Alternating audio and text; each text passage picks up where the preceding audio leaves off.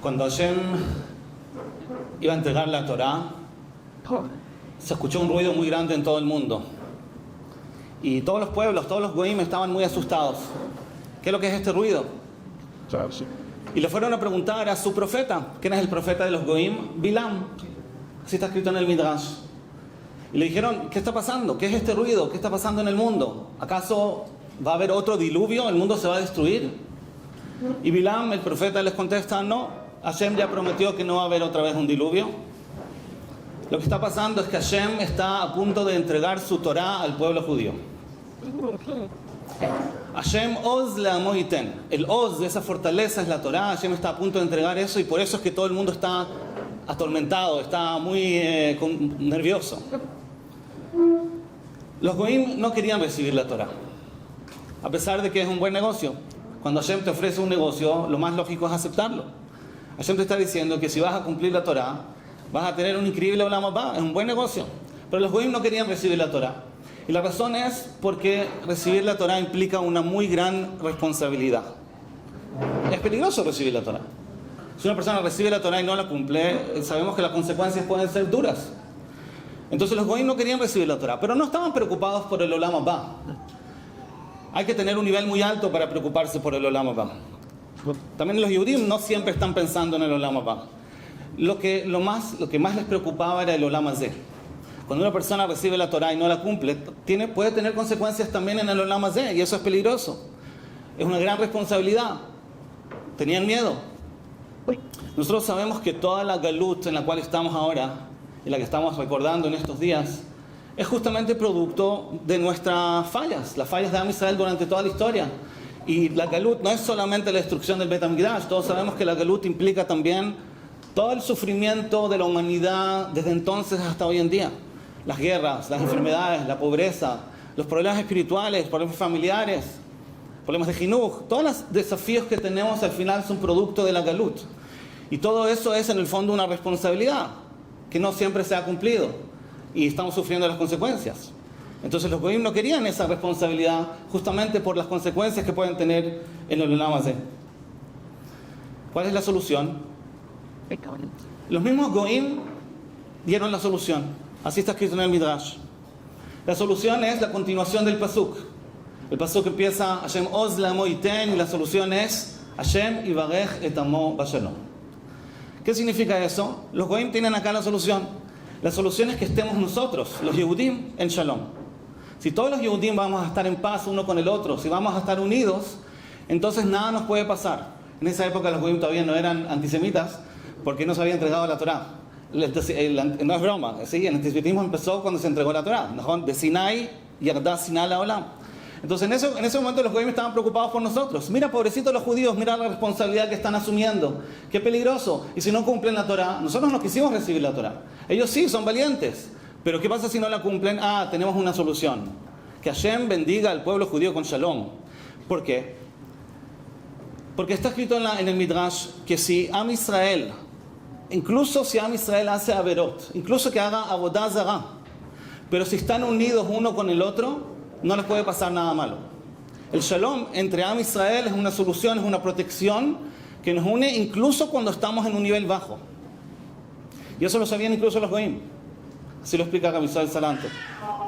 Es decir, la solución para no sufrir las consecuencias de la galut, para no sufrir los errores que nosotros mismos cometemos, es unirnos unos a los otros. Ese es el shalom, que Hashem nos bendiga para que no tengamos ninguna mala consecuencia. Según esto, podemos entender que la sinat hinam, sabemos que el Bet HaMikdash se destruyó por sinat hinam. Siempre se entiende que la sinat hinam en el fondo es la causa. Por el hecho de que hicimos la gran averá de tener sinat hinam, por eso se destruyó el Bet HaMikdash. Ahora lo podemos entender en otra dimensión. No solamente que el sinat hinam es un problema que puede causar una destrucción, sino que también es lo que nos quita la protección. También si hicimos otros errores, no solamente sinat hinam, entonces podríamos estar protegidos si es que tuviéramos shalom unos con los otros. Pero en el momento que tenemos sinat hinam, ahora el problema no es solamente la sinat hinam en sí, sino que perdimos el escudo que nos protege de todas las otras tragedias que pueden ser consecuencia de los otros errores que cometemos. Entonces, podemos decir que el Jurban, en el fondo, es una...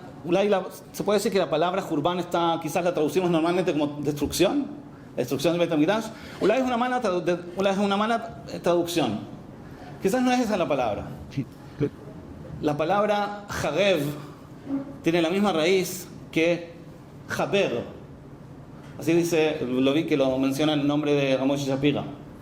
Quiere decir, son dos palabras que tienen el sentido contrario. Lejaber es unir. Leachriv es, ¿qué es lo que es? No destruir, sino separar. La destrucción del templo no fue que se exterminó el templo. No es que se exterminó, se desapareció. Simplemente se desarmó. Eso es todo lo que pasó. Digamos que hay ladrillos, si lo hablamos en el sentido físico, que están desarmados, están las piedras ahí, pero no están unidas, están separadas. El Jurban no es la destrucción, el Jurban es la separación. Y por lo tanto la construcción es la unión. Cuando logremos unirnos unos a los otros, en ese momento vamos a resolver el problema que está pasando en la Galut. Cuando pedimos la tefilá de Kabetz Nidacheinu Marbakan Fot Haaretz, estamos pidiendo que, obviamente, eso es un proceso en la Geulá, ¿cierto? Cuando todo Israel llega a Israel y se empiezan a unir acá, pero no es solamente una unión física y no es solamente el hecho de que volvemos a la tierra de Israel, sino que es un hecho de que nos estamos uniendo. Hay un kibbutz galuyot, que es una unión entre Am Israel, que vienen de todos lados, de distintos países, de distintas culturas, distintos minagim, y de todos se unen en el mismo lugar. Esa unión es un paso en la Geulá, porque es justamente lo contrario de, ya dijimos, no la destrucción, sino de la separación, que en el fondo consiste en la Galut. Bueno, creo que usando ese punto, Mori ורבי, el Rav, היה סמל של הדוגמה של הקיבוץ גלויות הזה.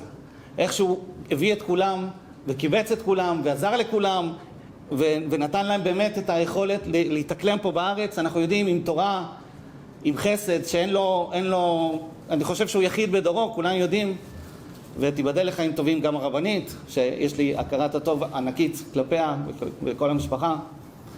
Esa unión que se une todo a Israel en Israel es justamente el símbolo de la Geulá. Pero tratemos de entender un poquito más en profundidad qué tenemos que hacer. Porque la verdad es que todos sabemos la importancia de reparar la Sinat Hinam. Eso es algo que todos conocemos. Sabemos que el Beit HaMikdash se destruyó por eso. Ahora quizás entendemos un poquito más qué significa eso. Pero al fin de cuentas todos sabemos que eso es lo que tenemos que reparar. El problema es que es fácil decirlo, pero no tan fácil aplicarlo. Creo que uno de los problemas más comunes es que cuando hablamos de Musar o de Hizuk, hablamos solamente de los deberes. ¿Qué tenemos que hacer? ¿En qué tenemos que litchazek? ¿En qué tenemos que cambiar? Pero muchas veces nos olvidamos de hablar de la estrategia o de la técnica que nos permita lograrlo. Y eso es un punto muy importante, que creo que Rabbi Israel Salanter lo mencionaba mucho. No solamente qué tengo que lograr, sino cómo lo voy a lograr. Entonces sí, es cierto, tenemos la Mishnah en Pirkei Avot que nos dice Have mekabel kol adam besever panim yefot.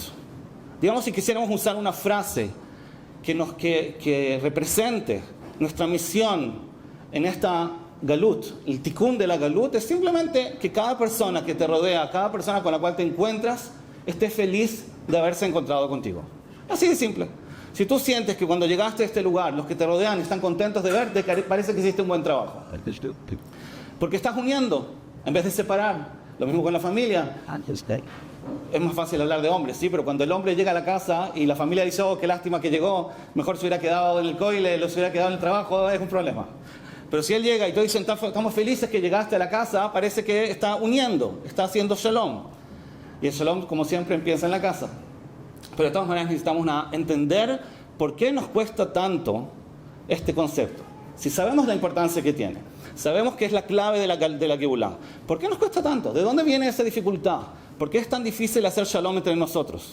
No se trata de que estemos todos de acuerdo, pero sí se trata de que haya un amor, ¿no? Que haya unión. ¿De dónde viene esa separación? Está escrito en el pasuk que Amalek atacaba a todos los débiles de Am Israel. Vizanev beja kol hanecheshalim achareja. Asher karcha baderech. Y explica Rashi que Amalek quería provocar que Am Israel haga un pecado de ta'avá. Es decir, quería provocar que Am Israel haga averot de ta'avá, digamos, de dejarse llevar por sus deseos, incluso en áreas que el mismo sentido común entiende que están mal. Okay. Es decir, Amalek quería provocar a Am Israel a llegar al punto más fuerte de dejarse llevar por la ta'avá y los deseos personales. Y esa era su labor, digamos, esa fue la misión que se provocó porque quería hacer pecar a Am Israel. Así dice Rashi. Pregunta el Maharal, ¿por qué Amalek quería que Am Israel peque justamente en ese pecado? ¿Por qué tenía un interés con el tema de la ta'avá? Entonces no voy a entrar en todo lo que explica ahí el Maharal, es un tema profundo, pero hay una frase muy interesante que dice el Maharal ahí con esa explicación de Rashi, que es Shekol zman shezera Amalek ba'olam en achdut ba'olam. Una frase del Maharal de Praga. Mientras la descendencia de Amalek esté en el mundo, no va a haber unión en el mundo. Y la pregunta es ¿por qué? ¿Qué tiene que ver? No, Amalek es un problema, sabemos que es un problema, pero ¿por qué Amalek representa la falta de unión en el mundo? Y ya sabemos que no es algo casual. Sabemos que esa es la causa de la galut. Y cuando solucionemos eso, es decir, venzamos esta mala influencia de Amalek, entonces vamos a solucionar todo. Y va a llegar la Geulá. Entonces Amalek provoca que haya falta de unión en el mundo. ¿Por qué? El Maharal no lo explica tanto, pero creo que la explicación es la siguiente. El pasuk en Mishlei dice Le ta'avá ivakesh nifrad. La ta'avá provoca que estemos separados. La ta'avá es lo que provoca la separación. ¿Qué pasa? Hay una filosofía moderna de que cada uno es libre de hacer lo que quiera, es decir, dejarse llevar por sus deseos, por sus emociones, por sus preferencias, siempre y cuando no perjudica al otro. Suena muy bonito, ¿no? Si tú haz lo que tú quieras mientras no perjudiques al que está al lado. Cada uno va a hacer lo que quiera hasta el límite de no perjudicar al otro. Esa, aunque suene muy bonito, es la filosofía de Amalek. Amalek lo que está diciendo es que una persona tiene que dejarse llevar por sus deseos. Pero no solamente se tiene que dejar llevar por sus deseos, sino que esa es su identidad. Una persona, según Amalek, que no hace lo que quiere, está oprimiendo sus sentimientos, está oprimiendo su esencia, su personalidad, y es gravísimo, dice Amalek. Hazle jalil a oprimir tus gustos y tus preferencias. Porque es tu identidad, es tu personalidad, esa es tu esencia. Y no hay nada más contrario que eso de lo que dice la Torá. Es seguro que hay cosas que nos gustan, que están perfectos, incluso hay que darles lugar. Pero decir que nuestros gustos son nuestra esencia, que esa es nuestra identidad, que esa es mi personalidad, y no quiero dar ejemplos, sí, que una persona que le gusta algo, le ponen un título, un nombre, una etiqueta, porque eso es lo que le gusta, eso es Amalek. Ahora, la pregunta es ¿qué tiene de malo? Si efectivamente una persona hace lo que le gusta y no le hace daño a nadie, bueno, es tema de él, que tiene un problema con Hashem, en el peor de los casos se hace alguna verá, es Ben-Adam Lamakom, pero ¿por qué es un problema?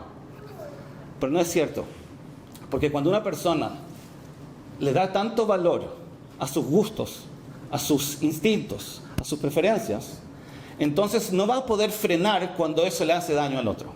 Al fin de cuentas, Amalek está convirtiendo un mundo, una sociedad, donde cada uno santifica sus intereses. Porque esa es mi esencia, esa es mi personalidad. Entonces, obviamente que cuando hay dos personas que tienen intereses diferentes, se van a separar. No van a poder estar juntos. ¿Cuánto tiempo una pareja puede estar junta si cada uno de los dos busca solamente satisfacer sus intereses? Al principio va a estar todo muy bonito mientras no choquen, pero en algún momento los intereses van a chocar. Entonces no van a poder convivir, no va a haber shalom. Entonces el hecho de darle tanta importancia, no solo libertad de hacer lo que me gusta, sino que darle tanta kdushá, entre comillas, ¿sí? La kdushá de hacer lo que te gusta. Entonces eso provoca al final que todo el mundo se separe. La filosofía de Amalek, más que la descendencia, porque hoy en día no sabemos cuál es se perdió la descendencia de Amalek, no sabemos identificar personas que son Amalek. Nuestra guerra no es contra Amalek como pueblo, nuestra guerra es contra Amalek como filosofía. La filosofía de santificar nuestros intereses, nuestros gustos, definirlo como nuestra identidad, ese es Amalek, y eso, tarde o temprano, va a separar a la humanidad. Cada uno se convierte en una identidad separada. Justo leí que cuando inventaron hace años atrás el Walkman, ¿se acuerdan del Walkman?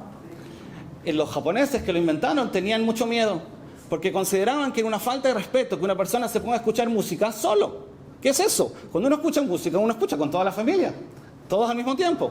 No existe como escuchar en forma privada. Entonces tenían miedo que no va a funcionar el nuevo invento, pero funcionó.